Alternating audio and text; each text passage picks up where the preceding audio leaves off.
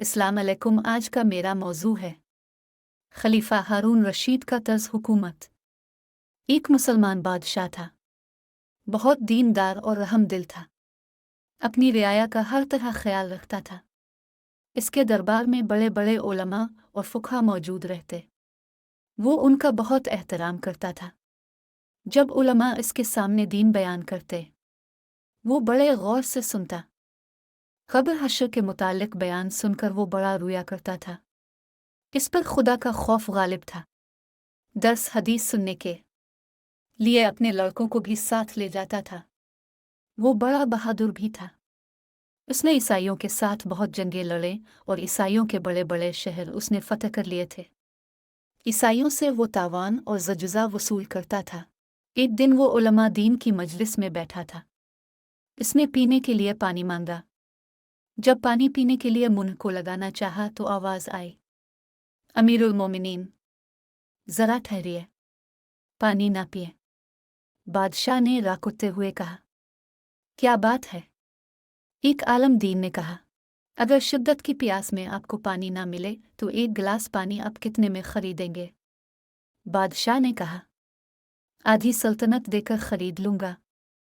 आलम दीन ने कहा, अच्छा तो अब पानी पी लीजिए।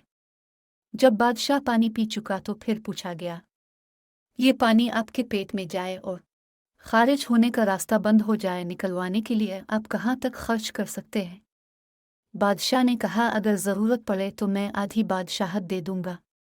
आलमदीन ने कहा, तो बस आप समझ लीजिए, आपकी बादशाहत एक गिलास पानी और पेशाब जितनी कीमत रखती है। आपको इस पर गुरूर नहीं करना चाहिए।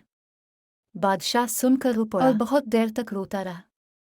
जब बादशाह का अपना आखिरी वक्त आया तो अपनी कब्र खोदने का हुक्म दिया।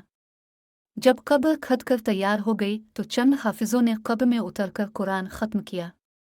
इस बादशाह ने अपनी चारपाई कब्र के किनारे रखवा दी और चारपाई पर पड़े पड़े कब्र को देखता रहा। इसी हालत में 3 जमादी अलसानी 193 हिजरी बमुताबिक 24 मार्च 808 को बवक्त शब वफ़ात पाए। नमाज जनाजा इसके बेटे साले ने पढ़ाई। इस बादशाह ने 23 साल और 8 महीने हुकूमत की। इसकी कब्र तूस में है। मुसलमानों के इस बादशाह का नाम था खलीफा हारून अल रशीद। वो बहुत खूबियों का मालिक था।